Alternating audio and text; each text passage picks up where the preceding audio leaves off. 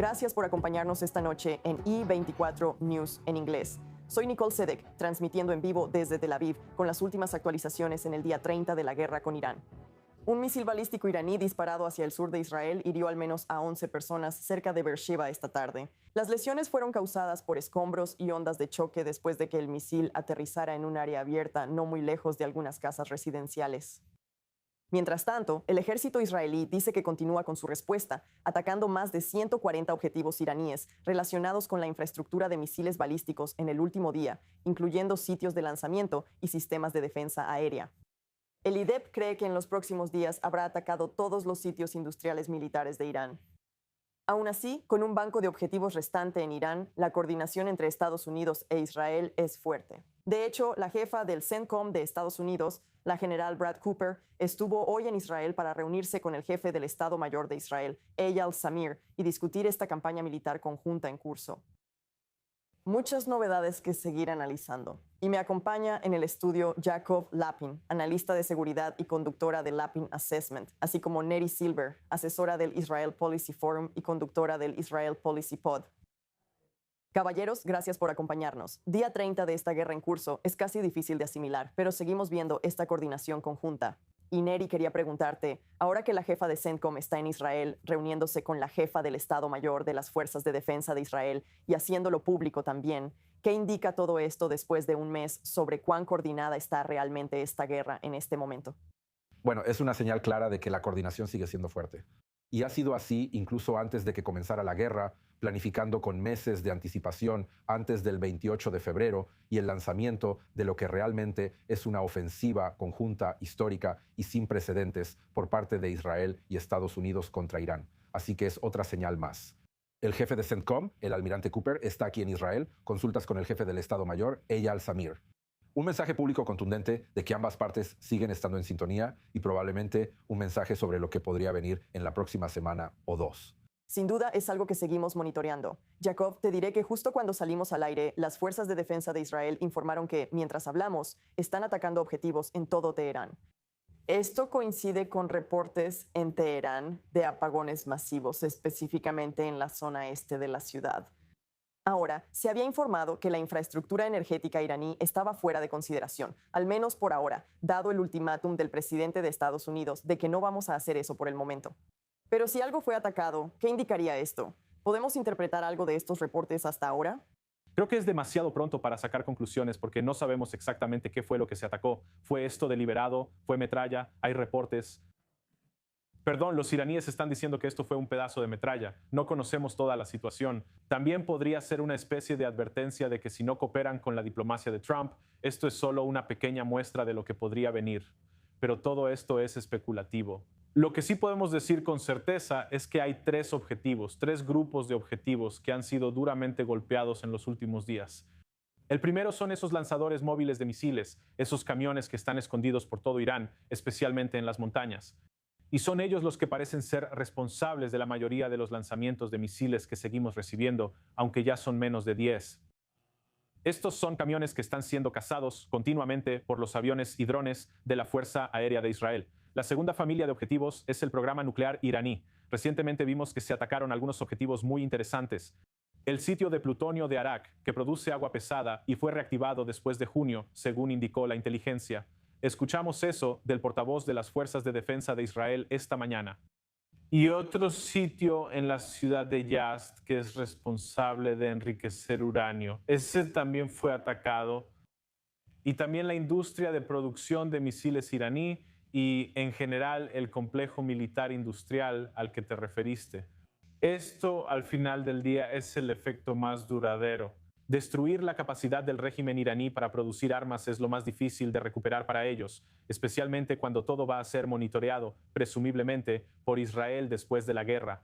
Así que, si intentan recuperarse demasiado rápido, suponiendo que este régimen sobreviva, por supuesto, realmente no hay mucho que impida que Israel regrese y no les permita reconstruir su industria. Así que toda su capacidad para reabastecerse, reconstruir, intentar volver a donde estaban es muy dudosa, al menos en el futuro cercano. Así que esas son las cosas que podemos decir con certeza que han sido atacadas. Y estoy seguro de que las fuerzas de defensa de Israel pronto nos informarán sobre lo que están atacando en este momento en Teherán. Muy bien, tendremos que esperar y ver esas actualizaciones. Mientras tanto, caballeros, quédense conmigo aquí en el estudio. También quiero que prestemos atención a lo que estamos viendo por parte de Estados Unidos, porque Estados Unidos se está preparando para la posibilidad de una operación terrestre en Irán. De hecho, una fuente estadounidense le dijo a I24 News que para principios de la próxima semana se espera que lleguen suficientes fuerzas estadounidenses a la región para permitir una operación terrestre si el presidente da la orden. Las autoridades advierten que si Irán rechaza una vía diplomática, es probable que haya una escalada. El presidente del Parlamento de Irán, Mohammad Bagher Khalibaf, dice que Estados Unidos está tramando en secreto un ataque terrestre a pesar de que la Casa Blanca envía un mensaje de diplomacia. Bueno, vamos en vivo a la Casa Blanca. Nuestro corresponsal senior de I24 News en inglés en Estados Unidos, Mike Wagenheim, se une a nosotros ahora. Mike, ¿diplomacia o acción directa? ¿Cuál es el mensaje más reciente que sale de la Casa Blanca este domingo? Ambos, y creo que ha sido así por un tiempo. Nicole, desde la Casa Blanca, escucha, tenemos una vía diplomática aquí, tenemos una vía militar. Tú, si fueras Irán, deberías preferir esta opción, pero si no estás dispuesto a cooperar, vas a recibir esta otra de acá, y avanzan juntas. No es que una se detenga mientras la otra está en movimiento. Ambas avanzan juntas hasta que haya algún tipo de resolución de una forma u otra, y eso es lo que estamos viendo aquí. Más tropas moviéndose hacia la región, más recursos militares están siendo desplegados en la zona, la presión está aumentando. Si esto realmente afecta a los iraníes o no, está por verse. Pero la administración de Trump, ya sea a través de sus intermediarios o de los medios de comunicación, sigue intentando generar algo de discusión aquí, alguna forma de avanzar ahora con Pakistán, Arabia Saudita, Turquía y Egipto, actuando ahora como una especie de consorcio para tratar de generar al menos un nivel básico de conversaciones de cara al futuro. De nuevo, la pregunta siempre ha sido para la administración de Trump, cuando se trata de Irán, ¿cuánto margen queda para que continúen las discusiones? ¿Cuál es el punto de quiebre en el que el presidente Trump simplemente dice, oye, no vamos a avanzar, o al menos no vamos a avanzar a un ritmo lo suficientemente sustancial, nos vamos por la vía militar? Esa siempre es una pregunta abierta aquí, pero mientras tanto, al menos se está permitiendo un poco de espacio para que la diplomacia respire en este momento a través de estos aliados en la región.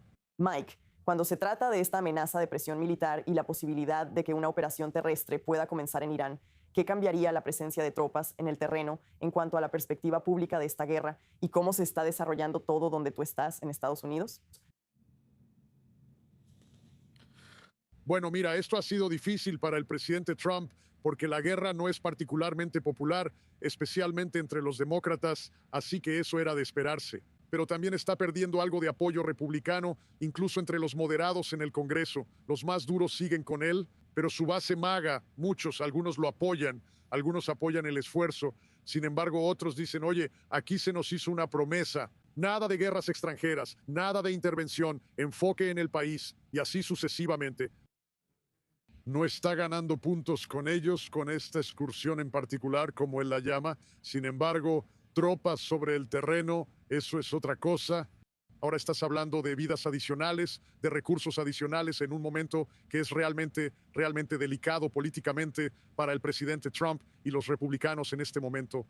Parece que la población aquí está tan enfocada en los problemas de asequibilidad, tan enfocada en el aumento de los precios. En este momento, los republicanos están sintiendo la presión en el Congreso. Muchos de ellos ya están pensando en irse porque no sienten que puedan mantener la Cámara, tal vez ni siquiera el Senado.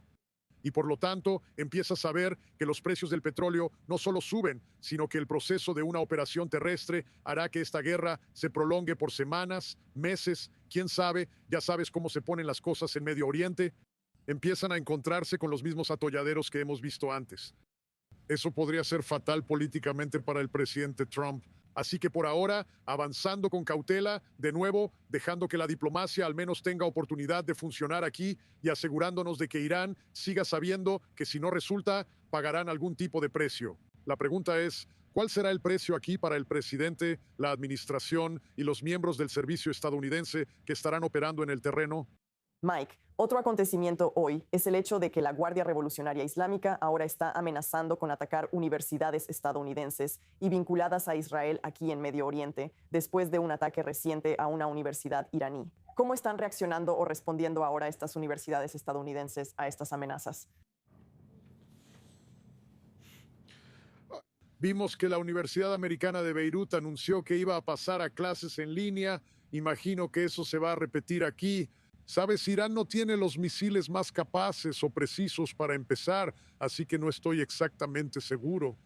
Sabes, obviamente no quieres arriesgarte, pero no estoy exactamente seguro de qué tan grande sea realmente esa amenaza o si ellos quieren desperdiciar misiles aquí en universidades vinculadas a Estados Unidos. No estoy exactamente seguro de qué tipo de infraestructura u objetivo militar realmente hay aquí. Sin embargo, es otra amenaza que existe y es otra forma de decir, oye, si estás en Medio Oriente y de alguna manera estás vinculado a Estados Unidos, de cualquier forma, también eres un blanco. Hace que la gente lo piense dos veces, que realmente se detenga a preguntarse si quiere estar en ese tipo de entorno con cualquier vínculo con Estados Unidos. Muy bien, Mike Wagenheim en vivo desde la Casa Blanca para nosotros. Gracias por esas actualizaciones. Y desde esta perspectiva estadounidense, ahora queremos traer también una perspectiva iraní. Nos acompaña la doctora Meir Javedanfar, profesora especializada en Irán en la Universidad Reichman. Ella nos acompaña desde Tel Aviv.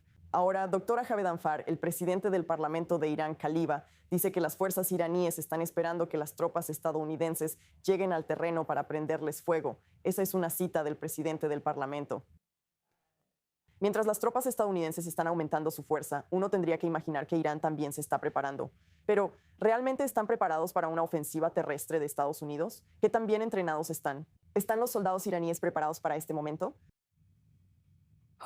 Creo que es seguro asumir que él está diciendo la verdad. Los iraníes, los estadounidenses, les han estado diciendo a los iraníes muchas veces que la operación terrestre es una posibilidad. Al menos la prensa estadounidense lo ha estado haciendo. Y estoy seguro de que los iraníes han tomado esto como un posible escenario. ¿Están listos? Sí.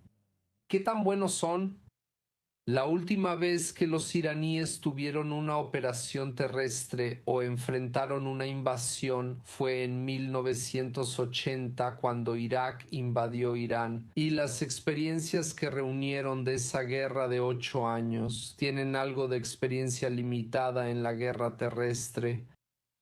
Disculpa, pero eso está limitado a la fuerza Quds en Siria. Esa es una pequeña parte del aparato de seguridad iraní. Muchas fuerzas iraníes no tienen mucha experiencia. Pero por otro lado, ¿qué tan difícil sería para ellos enfrentar una invasión terrestre de Estados Unidos? Por un lado, creo que podrían resistir una invasión así, al menos en teoría.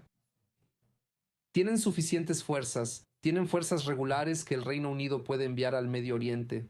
Pero por otro lado, tenemos que esperar a ver qué van a hacer los estadounidenses. Si se trata de una operación combinada, una operación sofisticada, usando recursos aéreos, terrestres, guerra electrónica, interferencia de las comunicaciones iraníes, entonces eso podría resultar más desafiante para ellos. Así que, en resumen, tienen experiencia limitada desde los años 80, pero al menos teóricamente pueden enfrentar un asalto frontal, aunque eso también depende de qué tan sofisticado sea el ataque estadounidense. Y Meir, solo una actualización rápida para nuestros espectadores en este momento. Mientras hablas, actualmente están sonando sirenas en áreas de Jerusalén, Cisjordania y el Mar Muerto, lo que indica otro misil balístico iraní hacia esas zonas. Una vez más, están sonando sirenas en esas zonas de Jerusalén y Cisjordania. Ahora puedes ver en el mapa exactamente dónde están sonando algunas de esas sirenas. Este es solo el lanzamiento más reciente de un misil balístico desde Irán.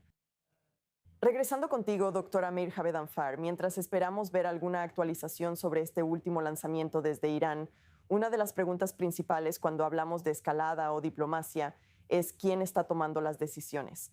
¿Has aprendido algo más sobre quién tiene realmente el control en Irán cuando se trata de tomar estas decisiones importantes? Lo que puedo decir con más certeza es que hay sectores del cuerpo de la Guardia Revolucionaria Islámica, en coordinación con el nivel político en Irán, especialmente el presidente del Parlamento, Mohammad Bar Khalibaf, y el ministro de Relaciones Exteriores, Abbas Araghchi, parecen estar formulando estas políticas. Parece haber coordinación con ellos. Entre ellos parece haber una comunicación coordinada. Pero esto se basa en conjeturas muy fundamentadas y en información limitada que está saliendo de Irán. Lo que tenemos que admitir es que hay muy poca información que está saliendo de Irán. Debido al corte de Internet, a la enorme censura de la prensa y a que muchos de los que normalmente criticarían las políticas públicas no están criticando nada.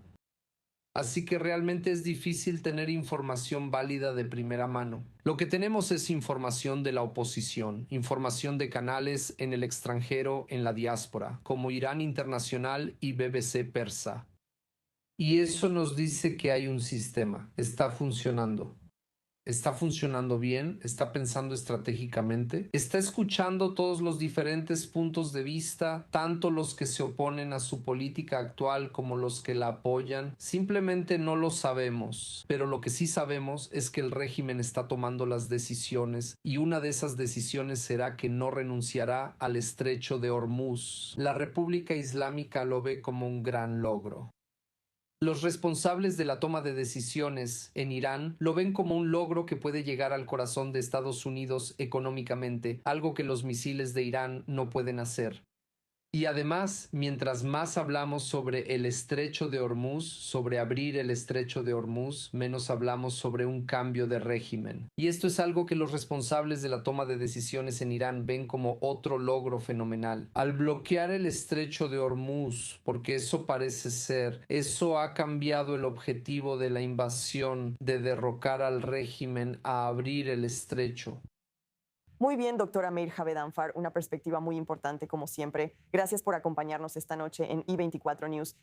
Quiero regresar aquí al estudio, Neri, y retomar lo que acaba de decir Meir sobre cómo la conversación se está alejando del cambio de régimen. Incluso el mensaje que salía de Israel parecía que en las primeras semanas de esta guerra se trataba de crear las condiciones en el terreno para que el pueblo iraní saliera a las calles y derrocara al régimen si así lo consideraba adecuado. Pero ahora, con el paso de los días en esta guerra, ¿es cada vez menos probable que ese sea el resultado de este conflicto? Es menos probable porque se ha vuelto más improbable, simplemente por la realidad de la situación ahora, después de un mes de guerra. Obviamente, este era un objetivo principal de la operación. Por cierto, no solo por parte de Israel, sino que también Donald Trump lo dijo en su primera aparición pública, declarando la operación Furia Épica. No hemos escuchado realmente ni una palabra de Donald Trump ni de altos funcionarios sobre el tema del cambio de régimen durante casi 3 semanas y media. Y eso es una señal reveladora. Por parte de Israel, el primer ministro todavía habla, como dijiste, de crear las condiciones para derrocar al régimen. Pero en realidad, altos funcionarios con los que he hablado y otras personas también dicen que eso es cada vez menos probable durante la campaña actual, dado el plazo, independientemente de si continúa durante varias semanas más. Solo por el hecho de que el régimen iraní ha mostrado cierta resiliencia y todavía controla no solo el país, sino también su respuesta militar ante una ofensiva muy intensa de Israel y Estados Unidos. Y así no han cambiado los objetivos. Los objetivos son claramente degradar las capacidades militares de la República Islámica. Pero debido a las contramedidas tomadas por la República Islámica, principalmente en el estrecho de Hormuz, considerando especialmente la vulnerabilidad de la economía global y el mercado energético, especialmente en Estados Unidos, pero realmente en todo el mundo, ese es ahora un objetivo principal para Donald Trump. Por cierto, menos para Israel. Israel puede estar ayudando de ciertas maneras, pero principalmente es un objetivo importante para la administración de Donald Trump intentar reabrir el estrecho, ya sea mediante la diplomacia, que podrías ver en los próximos días, o mediante la fuerza. Y solo sobre el tema de un asalto terrestre por parte de los marines y paracaidistas estadounidenses, no creo que ninguno de nosotros aquí pueda decir si sucederá o no. Pero sí sé con certeza que antes de que tropas estadounidenses pisen suelo iraní, verás una gran campaña aérea por parte de Estados Unidos tratando de debilitar a Irán antes de cualquier invasión terrestre. Así que eso será una señal clara si Estados Unidos escala el conflicto desde el aire antes de enviar fuerzas terrestres. ¿Cómo se vería una escalada en este punto? Porque ya estamos viendo que Estados Unidos e Israel atacan muchos objetivos en todo Irán. Eso es cierto, pero el presidente de Estados Unidos lo dijo él mismo, emitiendo el ultimátum hace una semana que, creo, ya extendió por otros 10 días. Hasta el 6 de abril. 6 de abril, ¿cómo lo llamó? El día de atacar las plantas de energía de Irán. Así que lo ha pospuesto, al menos hasta el 6 de abril, como dijiste. Las plantas de energía, la infraestructura civil, realmente tratando de paralizar al régimen iraní y en realidad a Irán como país. Además, Hay muchos otros objetivos que podrías atacar, como supuestamente hizo Israel este fin de semana pasado. Acerías. ¿Eso realmente afecta el punto débil de la economía iraní? De nuevo, tanto como una señal para el régimen, como también una forma importante de paralizarlo antes de cualquier ofensiva creciente. Sin duda, se avecinan días interesantes que seguiremos monitoreando. Caballeros, también quiero que enfoquemos nuestra atención en lo que estamos viendo en el frente norte de Israel. En Líbano, el primer ministro israelí Benjamín Netanyahu, quien ahora confirma oficialmente que ha ordenado a las fuerzas de defensa de Israel expandir la zona de seguridad, una zona desmilitarizada en el sur del Líbano hasta el río Litani. Esto es lo que dijo el primer ministro sobre la necesidad de eliminar la amenaza de Hezbollah en la frontera. Estamos en una campaña de múltiples frentes. Estamos atacando a Irán y a sus grupos aliados con una fuerza tremenda. Estamos logrando grandes resultados. Resultados que están creando grietas visibles en el régimen de terror en Teherán. Irán ya no es el mismo Irán. Hezbollah ya no es el mismo Hezbollah. Y Hamás ya no es el mismo Hamás. Ya no son ejércitos terroristas que amenazan nuestra existencia. Ahora son enemigos golpeados que luchan por su propia supervivencia. En lugar de que ellos nos sorprendan a nosotros los estamos sorprendiendo a ellos. Somos nosotros quienes tomamos la iniciativa. Somos nosotros quienes estamos a la ofensiva. Somos nosotros quienes iniciamos y estamos operando profundamente dentro de su territorio. Dije que cambiaríamos la cara de Medio Oriente y lo hemos hecho. Pero también hemos cambiado nuestra doctrina de seguridad. Nosotros iniciamos, atacamos y hemos creado 3 cinturones de seguridad dentro del territorio enemigo. En Siria, desde el monte Hermón hasta el Yarmouk, en Gaza, a lo largo de más de la mitad de la franja, y en Líbano, donde ahora he dado instrucciones para expandir aún más la zona de seguridad existente, con el fin de neutralizar definitivamente la amenaza de infiltración y alejar el fuego antitanque de nuestra frontera. Debe entenderse que Nasrallah construyó una gran fuerza aquí. Él creía que con esta fuerza nos destruiría. Bueno, Nasrallah ha sido eliminado. Hemos eliminado a miles de terroristas de Hezbollah. Y sobre todo, hemos neutralizado la amenaza masiva de 150.000 misiles y cohetes que estaban destinados a devastar ciudades israelíes. Ahora vamos a recibir una actualización desde el terreno. Nuestra corresponsal de I24 News, Balik Sladin, se une a nosotros en vivo desde el norte de Israel. Liga, mientras las fuerzas de defensa de Israel trabajan para expandir la zona de seguridad, ¿qué está sucediendo realmente en el terreno? ¿Cuáles son las últimas actualizaciones sobre dónde están operando las tropas de las fuerzas de defensa de Israel? ¿Qué nos puedes compartir? Sí, bueno, comencemos con lo que está sucediendo en el norte de Israel en la última hora. Un ataque con dron hacia la Alta Galilea y antes de eso también hacia la Galilea Occidental y la ciudad de Naharija, donde también sonaron las sirenas, además de ataques con cohetes durante todo el día. Pero en realidad, la mayor parte del día el enfoque estuvo en la frontera entre Líbano e Israel. Me refiero a la línea de conflicto entre Israel y Hezbollah, lo que significa que las andanadas de cohetes desde Irak que hemos visto en los últimos días no ocurrieron hoy. Pero eso, por supuesto, no significa que no vaya a ocurrir tal vez más tarde hoy, tal vez en los próximos días, pero definitivamente fue un día más tranquilo si lo comparamos con los últimos días o incluso con el promedio de los días en las últimas semanas. Esto realmente se refiere a lo que está sucediendo en Israel. En Líbano, algunos informes sugieren que las tropas israelíes en realidad se están acercando, incluso cruzando el río Litani. Pero esto en realidad está ocurriendo en la parte oriental del sur del Líbano, es decir, al norte de Mitulá. Y específicamente estamos hablando de Dir Sirian, que está al norte de Taibe, casi la tercera fila de aldeas o pueblos en el sur del Líbano, que está justo en el río Litani. La situación en el otro frente, el frente occidental, es por supuesto diferente. Ahí estamos hablando de a decenas de kilómetros del río Litani, pero aún acercándose a sur. Algunos informes en Líbano hablan de Feras al-Bayada, que está a 10 o quizá 15 kilómetros de Tayer Sur, en el sur de Líbano, todavía lejos del río Litani. Y esto, al parecer, es parte del avance del que habló hoy el primer ministro. La expansión de la zona de amortiguamiento entre las comunidades israelíes en el norte y los operativos de Hezbollah, que hasta ahora todavía pueden lanzar sus drones y cohetes, incluso desde el sur del río Litani. Hoy lo escuchamos oficialmente de Gideon Sa'ar, el ministro de Relaciones Exteriores de Israel. Así que la operación sigue siendo algo limitada, aunque estamos hablando aquí de 4 divisiones que están operando en el sur del Líbano. pero principalmente en la primera línea de aldeas, con algunas operaciones especiales en la segunda línea de aldeas e incluso más allá de eso. Muy bien, Belix Slade, en vivo desde el norte de Israel. Gracias por esas actualizaciones. Si quieres regresar aquí al estudio ahora, Yaakov, en cuanto a esta zona de seguridad, ¿cómo funcionará en teoría? ¿Cuánto tiempo toma limpiar esa área hasta el río Litani? ¿De cuántas tropas estamos hablando? Hay muchas preguntas en este momento, todavía. Bueno, sabemos que tenemos múltiples divisiones operando ahí en el sur del Líbano. No sabemos su ubicación exacta, por supuesto, y así es como le gusta a las fuerzas de defensa de Israel, pero esto parece una maniobra importante. Al final del día, creo que están hablando de ir más allá de la primera línea de aldeas. Esa es una apuesta muy segura. Y creo que algunas de estas aldeas de primera línea básicamente no se van a parecer a lo que eran antes de la guerra porque estaban tan fuertemente atrincheradas por Hezbollah. Empiezan a recordarnos a ciertas áreas de la Franja de Gaza que simplemente no se parecían a sí mismas, por decirlo suavemente, entre antes y después de la guerra. Y mira, veamos, tomemos en cuenta el hecho de que la población civil chiita del sur del Líbano está esencialmente fuera del sur del Líbano.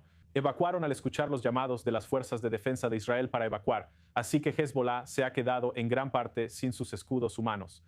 El ministro de Defensa, Katz, dijo que no van a regresar hasta que la gente del norte de Israel regrese, lo cual es una ecuación muy abierta que él mencionó aquí.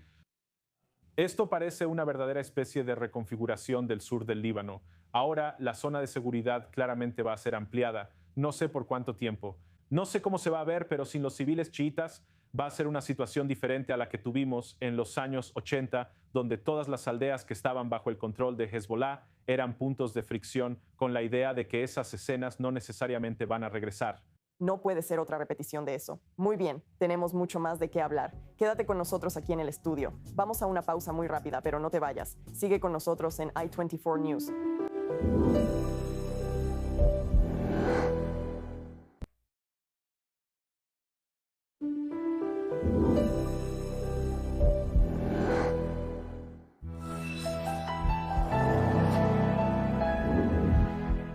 Hace poco tiempo, el ejército de Estados Unidos comenzó operaciones de combate importantes en Irán. Las sirenas siguen sonando en todo Israel. Estamos viendo a decenas de personas que acaban de ser recogidas. Vamos a recorrer el lugar porque esto es increíblemente interesante en este momento. Irán ha atacado a más países árabes de los que Israel jamás atacó.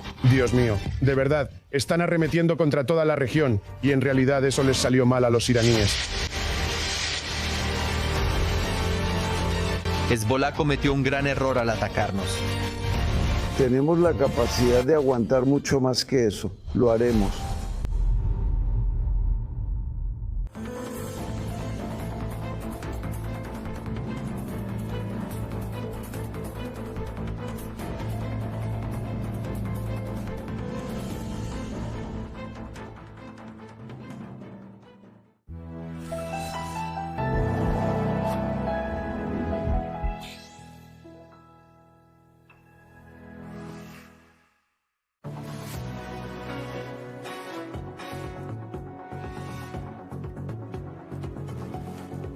Gracias por quedarse con nosotras aquí en i24 News, mientras miles de millones de cristianos en todo el mundo celebran el Domingo de Ramos, preparándose para el Domingo de Pascua de la próxima semana. La líder católica de más alto rango en Tierra Santa fue impedida por la policía israelí de rezar en la iglesia donde se dice que Jesús fue crucificado y resucitado. Como informa nuestra Emily Francis, las autoridades israelíes insisten en que se debe a riesgos de seguridad por los ataques de Irán a la Ciudad Santa. Pero la decisión está causando conmoción en todo el mundo. Con la guerra en curso con Irán este año, la ciudad vieja de Jerusalén es prácticamente una ciudad fantasma. Nunca podrías decir que este es uno de los momentos más sagrados del año para judíos, cristianos y musulmanes. Esto es muy difícil. La situación aquí es muy difícil para todos. La iglesia del Santo Sepulcro, donde Jesús fue crucificado, está cerrada. La gente quiere rezar y decir, oh Señor, danos paz, danos amor. Oh Señor, pero no podemos. Incluso la bendición sacerdotal anual de la Pascua judía, que reúne a decenas de miles de fieles, ha sido obligada al silencio. El corazón duele mucho, sangra al ver el muro occidental como se ve ahora. De acuerdo con las directrices del Comando del Frente Interior, solo 50 personas pueden reunirse y rezar, lo que recuerda a las restricciones impuestas durante la pandemia de coronavirus. Hoy, el patriarca latino de Jerusalén, el cardenal Pizzaballa, se vio obligado a celebrar la misa en la iglesia de Getsemaní, en las afueras de Jerusalén. Por razones de seguridad, la policía israelí le impidió entrar a la iglesia del Santo Sepulcro, lo que provocó la indignación de políticos y líderes cristianos de todo el mundo. El primer ministro Netanyahu aclaró, tras la reacción negativa, que no hubo ninguna intención maliciosa, solo preocupación por su seguridad, diciendo que Israel está elaborando un plan para permitir el culto en los próximos días. En el Vaticano, el Papa León citó las Escrituras en el Sermón de Domingo de Ramos de esta mañana, haciendo referencia, aunque sin nombrar directamente, a los líderes de Irán, Israel y Estados Unidos que están involucrados en la guerra. Él siempre rechaza la violencia. Jesús no escucha las oraciones de quienes hacen la guerra, sino que las rechaza, diciendo, aunque hagan muchas oraciones, no las escucharé. Sus manos están llenas de sangre. Cristo, el Rey de la Paz, clama desde la cruz, tengan misericordia, depongan sus armas. Esta mañana, los cristianos en Filipinas participaron en una misa de Domingo de Ramos, orando por el fin de la crisis energética que afecta a tantos países como resultado de la guerra. Aunque la guerra pueda estar limitada a estas naciones, su impacto se siente en todo el mundo. Estamos experimentando dificultades debido al aumento de los precios del combustible, la electricidad y los productos. Y pidiéndole a Dios que traiga la paz al Medio Oriente de una vez por todas. Para más información, ahora nos acompaña Jill Hoffman, director ejecutivo de Onyx Reporting y ex corresponsal político principal en el Jerusalem Post. Jill, estamos en medio de una guerra. Todos enfrentan restricciones de seguridad más estrictas, pero esto no se está viendo como una decisión de seguridad. Y a nivel global, esto se está interpretando como una decisión política. ¿Por qué es así? ¿Cuál es esta ola de críticas que estamos viendo en este momento? Bueno, se podría entender que Netanyahu sea acusado de intentar impedir intencionalmente oraciones que piden a Dios que Netanyahu y Trump depongan sus armas. Pero es cierto que las preocupaciones de seguridad en la Ciudad Vieja afectan a todas las religiones y hay restricciones para todas ellas. Y la bendición sacerdotal para los judíos, que atrae a miles de personas, está cancelada, al igual que las oraciones cristianas. Y realmente están trabajando en un plan diferente que les permitiría de una u otra manera, pero no hay duda de que se ve mal. Y estoy seguro de que los enemigos de Israel en Estados Unidos, como Tucker Carlson, van a resaltar esto y hacer que Israel se vea aún peor. Hay asesores religiosos que supervisan decisiones políticas como esta. ¿Es algo que debería considerarse en el futuro, dada la importancia de estos lugares sagrados? A Netanyahu le faltan asesores en este momento. Demasiados de ellos se han ido y eso es un problema serio. Pero ves que lo tomaron lo suficientemente en serio, Nicole, que publicaron una declaración en inglés a nombre de Netanyahu en las redes sociales. Eso no pasa con muchas cosas hoy en día. Ciertamente no sucede. Gil, quiero preguntarte otra cosa que estamos viendo, algo un poco más mundano durante estos tiempos caóticos. Ese es el presupuesto estatal de 2026. Aunque aquí en Israel tengo que decir que nada es mundano. De hecho, esta reunión sobre el presupuesto estatal fue interrumpida porque sonaron sirenas en Jerusalén. Se puso en pausa. Entiendo que la Knesset ya está de nuevo en sesión, pero la coalición tiene hasta el martes para aprobar el presupuesto. Esa votación podría ocurrir en cualquier momento. ¿Cuáles son los puntos principales a los que debemos prestar atención, Gil? Bueno, yo también tuve que bajar cuando sonó la misma sirena y tuve que ir a un refugio antiaéreo, y el refugio antiaéreo está adentro. La Knesset es una sala muy histórica, donde la captura de Jerusalén en 1967 fue aprobada por el gabinete israelí. Así que no sé si se inspiraron ahí, pero van a estar trabajando toda la noche para tratar de aprobar este presupuesto, para poder despejar el camino y aprobar otras cosas después de eso, antes de que la Knesset se vaya de receso hasta el 10 de mayo por las festividades de Pesach y Yom HaAtzmaut.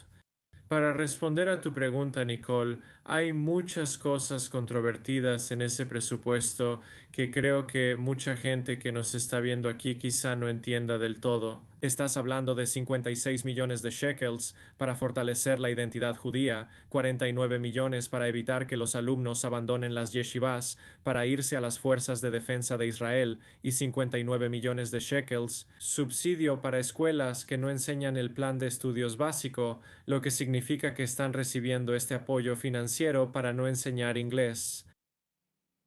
Muy bien, cosas muy interesantes para que sigamos observando. Una pregunta más, Gil. ¿Esperas que se apruebe antes del martes? Sí, tienen la mayoría para aprobarlo.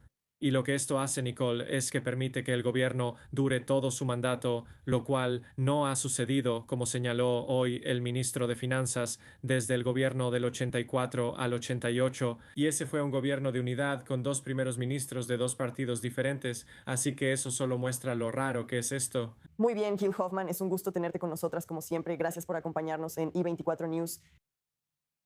De regreso aquí en el estudio, seguimos acompañadas por Jacob Lapin y Neri Silver. Ahora, Jacob, en cuanto al incidente anterior que vimos en el sitio sagrado de Jerusalén, veámoslo desde una perspectiva de seguridad. Porque ¿qué tan difícil es equilibrar la seguridad mientras se mantiene el acceso religioso normal en una ciudad como Jerusalén? No es fácil, creo que esto es más un tema de comunicación que una falla de política pública. Creo que esto se pudo haber manejado con mucha más cautela y matices y comunicado de manera más clara. Ahora, mira, la policía dice que él sí, ya sabes, este patriarca sí presentó una solicitud el día anterior. Así que la policía evaluó la solicitud y llegó a la conclusión de que simplemente no estará seguro ahí. Y eso se debe en parte al hecho de que ya hemos tenido metralla cayendo en la ciudad vieja. Así que están preocupados por su seguridad y no quieren que nadie de ninguna religión, cristianos, musulmanes, judíos, salga herido en la ciudad vieja y en los sitios sensibles. Pero ya sabes, está la realidad de esas consideraciones y luego está la imagen pública. Así que creo que esto tiene mucho más que ver con la imagen pública y la manera en que se manejó que con la decisión en sí, que tiene buenas intenciones. Se suponía que era para protegerlo. Neri, hablemos de la imagen pública. ¿Cómo puede Israel hacer un mejor trabajo para transmitir su mensaje? Porque este no es un incidente aislado. Vemos este tipo de falta de comunicación pública una y otra vez. Sí, falta de comunicación pública, falta de comunicación, como mencionó Jaco. No creo que necesariamente haya sido un problema de seguridad y tampoco creo que haya sido un tema de política solo para molestar a los católicos de Tierra Santa. Creo que esto fue, como muchas cosas que suceden aquí en este país, una falta de liderazgo desde arriba y una falta de organización. No sé qué tipo de proceso de toma de decisiones tuvo que seguir la policía de Israel para aprobar la visita de este cardenal de alto rango al Santo Sepulcro, pero no debería haber estado en sus manos. Esto debió haber sido una decisión política, esto se pudo haber resuelto con anticipación. Obviamente hay importantes restricciones de seguridad legítimas en todo este país, incluso en el Muro Occidental, el sitio más sagrado del judaísmo, pero se debió haber hecho posible con anticipación que unas pocas docenas de cardenales y católicos de alto rango visitaran esta iglesia en particular. Esto se pudo haber evitado. Vimos los tweets del presidente y del primer ministro. Creo que fueron genuinos. Pienso que encontrarán una solución para esto rápidamente. Y como cualquiera que haya estado en esa iglesia sabe, es casi como un refugio antiaéreo incorporado porque hay una tumba hasta el fondo, abajo. Ese es el supuesto sitio de la resurrección de Jesús. Así que eso podría haber sido un refugio antiaéreo muy útil si hubieran recibido alertas. No creo que haya sido pensado para eso en primer lugar, pero tienes razón. Ingenio en este nuevo siglo. Muy bien. Bueno, seguimos en la región, pero fuera de nuestro país, los estados del Golfo continúan enfrentando algunos ataques iraníes. Ahora hay una nueva advertencia del ministro de Relaciones Exteriores de Kuwait. Él dice que la región está presenciando un patrón sistemático de desestabilización regional liderado por Irán. Tan solo hoy, 10 miembros de las Fuerzas Armadas de Kuwait resultaron heridos en ataques iraníes. Qatar y Bahrein también interceptaron misiles y drones lanzados hacia ellos. Ahora demos paso a nuestra corresponsal senior de Medio Oriente de I24 News, Aurel Osran. Aurel, ¿qué opinamos de esta declaración más reciente de Kuwait? Cada vez hay más estados del Golfo publicando declaraciones duras hacia Irán. ¿Qué significa todo esto en realidad? Básicamente significa que la mayoría de los países en la región, o al menos los que están siendo atacados, ven a Irán como el elemento más peligroso para la estabilidad de la región. Justo antes de la guerra, había personas, figuras prominentes en Arabia Saudita y Qatar que decían que era Israel el elemento más disruptivo y peligroso en la región. Creo que este último mes ha demostrado quién es realmente la causa de eso. Como mencionaste, el ministro de Relaciones Exteriores de Kuwait estaba hablando. Básicamente dijo que Irán está usando el caos y el terror para expandir su influencia en la región. Los iraníes continúan atacando a los estados del Golfo, como mencionaste. Además, en los Emiratos Árabes Unidos se interceptaron 16 misiles balísticos y 42 drones en las últimas 24 horas. Y esto también explica por qué Arabia Saudita fue uno de los 4 países que se reunieron hoy en Islamabad, junto con Egipto, Pakistán y Turquía. Los 4 ministros de Relaciones Exteriores se reunieron hoy. Ahora, los últimos 3 no son parte de esta guerra, pero los sauditas querían asegurarse de que los países del Golfo estén debidamente representados en cualquier discusión sobre cómo va a terminar esta guerra. Más temprano hoy escuchamos al principal asesor del presidente de los Emiratos Árabes Unidos, el asesor Anwar Galgash, reiterar la postura de Abu Dhabi de que cualquier solución a esta guerra actual debe ponerle fin, o que haya limitaciones tangibles a la capacidad de Irán, no solo para lanzar misiles y drones contra sus vecinos, sino también para exigir reparaciones a Irán por todos los daños que han causado a la infraestructura civil, así como por la pérdida de vidas. Ariel, mencionaste que Arabia Saudita está involucrada en estas conversaciones en Pakistán. ¿Cómo podría esto influir en el presidente de Estados Unidos, Donald Trump, cuando se trata de un acuerdo de alto el fuego con Irán? ¿Qué es exactamente lo que quieren ver estos países del Golfo? Estos países del Golfo quieren ver prácticamente lo opuesto a lo que están viendo ahora mismo. Lo que están viendo es un régimen radicalizado, envalentonado, mucho más agresivo, que continuamente está atacando su infraestructura crítica y matando gente en su territorio, que está controlando el estrecho de Hormuz, que también es una vía económica vital para ellos. Por ejemplo, los sauditas anunciaron ayer que su oleoducto este-oeste está funcionando a plena capacidad con 7 millones de barriles de petróleo pasando por ahí. Ahora, cuando los hutíes amenazan el otro lado de la península arábiga y el Bab el-Mandeb, esto es una amenaza constante. Y por eso lo que quieren ver del presidente Trump es no solo no detener la guerra en este momento, sino continuar no solo degradando las capacidades ofensivas de Irán, sino tratar de infligir un daño tan significativo al régimen que no contemplen en el futuro volver a atacar a sus vecinos. Ahora, ¿será este el resultado de lo que estamos viendo en este momento? No estoy tan seguro, y tampoco lo están los países del Golfo. Y por eso no quieren que el presidente Trump levante el pie del acelerador y quieren verlo realmente terminar esto, no solo terminar el trabajo, sino acabar con el régimen. Muy bien, Ariel Osran, gracias por esas actualizaciones sobre lo que estamos viendo con algunos de estos estados del Golfo en este momento. Gracias.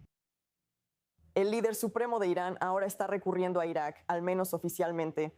Y en un nuevo mensaje transmitido por los medios estatales, Mustafa Khamenei agradece al pueblo iraquí y al liderazgo religioso por lo que él llama su apoyo frente a la agresión.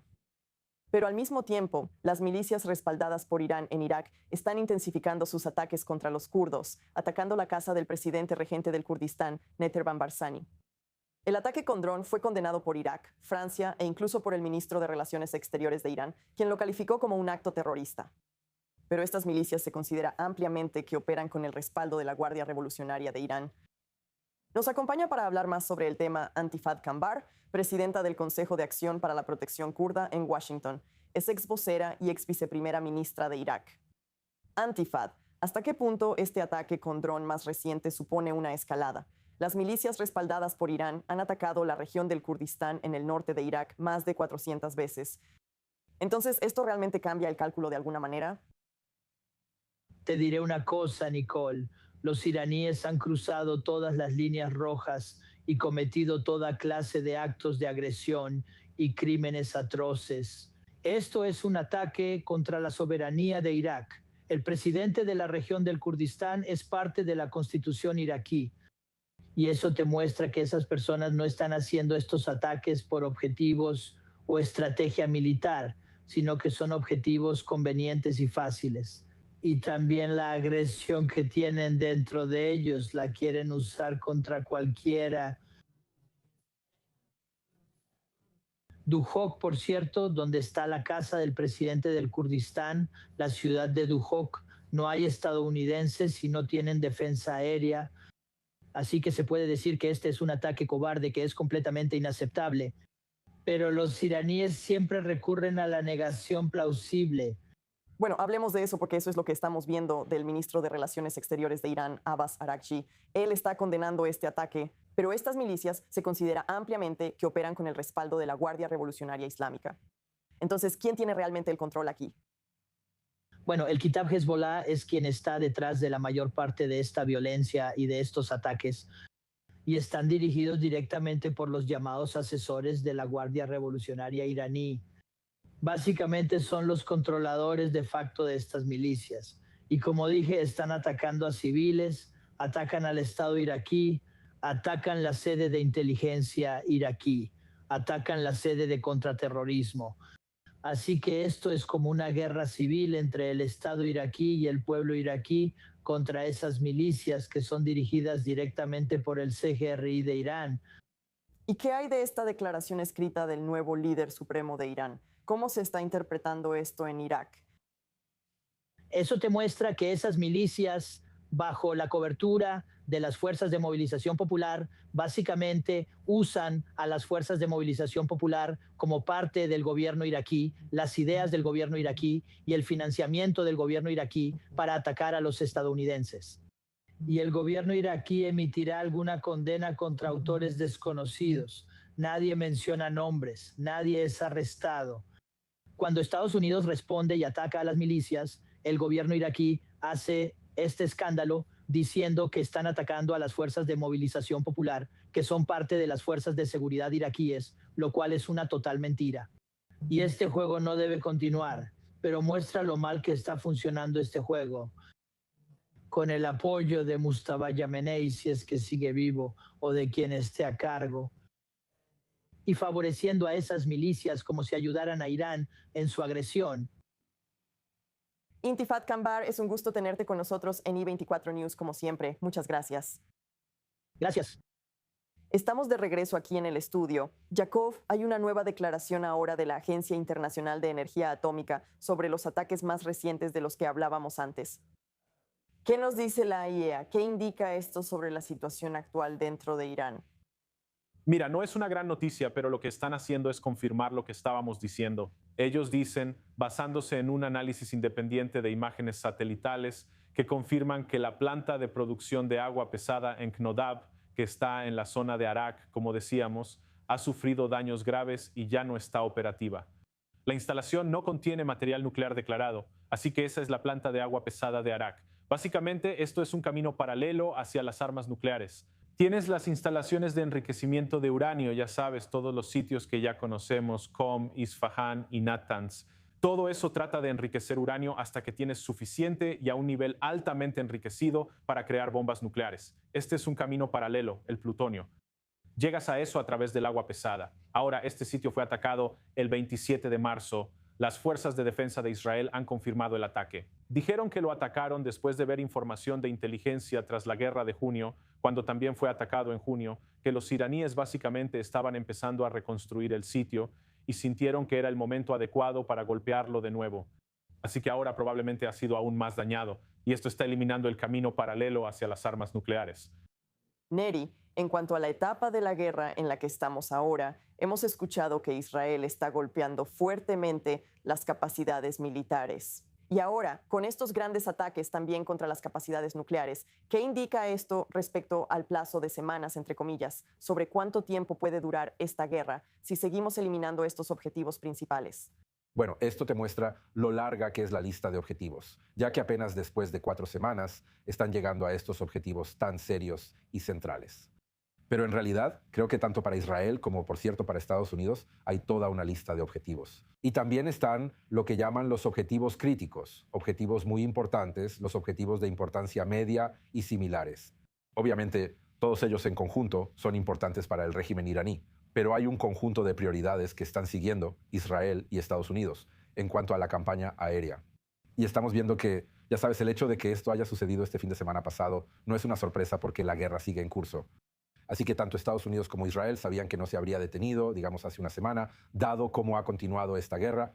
Y en cuanto a las próximas semanas, sé dos cosas con certeza. Número uno, todavía hay objetivos que deben ser atacados. Y la segunda cosa, esos objetivos evolucionarán. Así que, como hablábamos antes, se trata de objetivos bastante serios, tanto objetivos militares convencionales como nucleares. Y entonces, dependiendo de lo que decida el presidente de Estados Unidos, ahora podrías ver un cambio hacia otro conjunto de objetivos, infraestructura civil, industria civil, para realmente atacar el punto débil económico del régimen.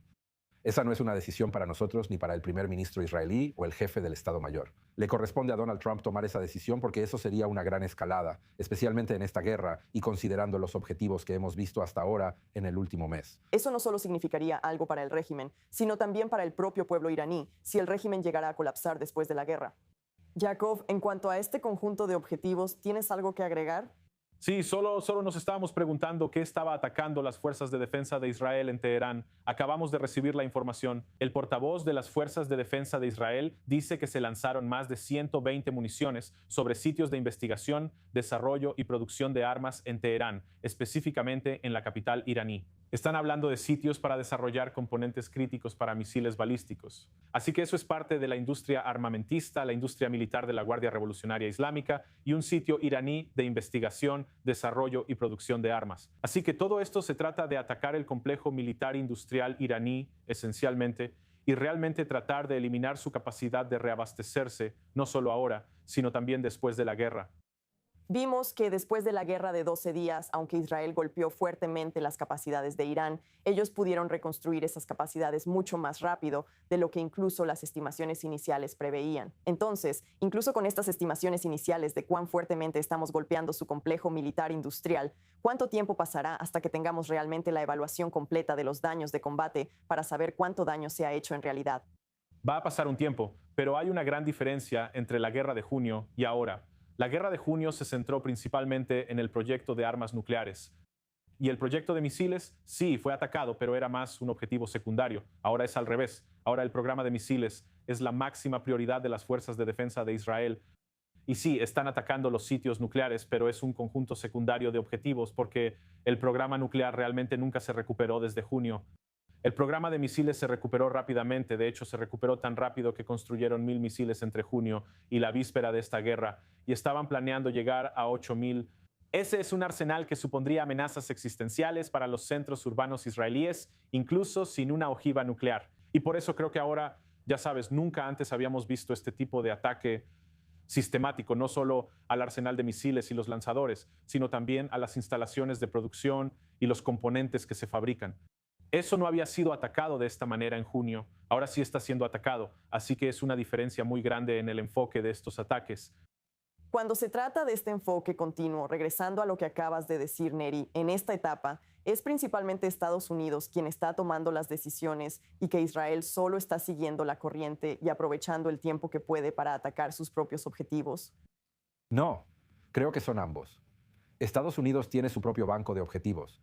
La gran diferencia es que las fuerzas de defensa de Israel publican comunicados no solo a diario, casi cada hora.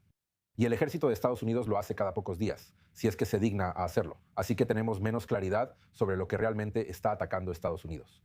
Y las fuerzas de defensa de Israel no dejan de hablar sobre lo que están atacando. Y eso, creo, es algo bueno en términos de la campaña en curso, porque sí quieres ver cuáles son los objetivos y evaluar a partir de eso cómo va la guerra, al menos en este frente de la campaña. Pero creo que, volviendo al punto de Jacob, nadie puede realmente darte una estimación de hasta qué punto la campaña hasta ahora ha retrasado a Irán en cuanto a su capacidad para producir misiles y su capacidad militar en general. Escuchamos evaluaciones en junio pasado de que, esencialmente, Israel había eliminado la amenaza de misiles y nuclear que pendía sobre la cabeza del público israelí. Eso no resultó ser cierto. E incluso antes de junio pasado, hubo todo tipo de ataques y operaciones encubiertas, principalmente por parte de Israel, pero no solo, contra las instalaciones nucleares de Irán, sus científicos nucleares y similares. Y cada vez que escuchabas una evaluación de que eso retrasó el programa X cantidad de años, también resultó ser demasiado optimista. Así que estoy de acuerdo con Yakov. Tendremos que evaluar cuando se asiente el polvo y cuando esta campaña y esta guerra hayan terminado oficialmente. Es una campaña aérea importante e intensiva por parte de Estados Unidos e Israel. Tiene que estar teniendo un impacto. ¿Qué tan profundo sea ese impacto? Está por verse. Después de la niebla de la guerra, como dicen, tendremos que ver cuando todo se calme. Nari Silver, es un placer tenerte con nosotros. Muchas gracias. Yakov, te quedas conmigo, ya que todavía tenemos una hora completa de actualizaciones que comentar. Así que no te vayas a ningún lado mientras hacemos una pausa muy rápida aquí en I24 News.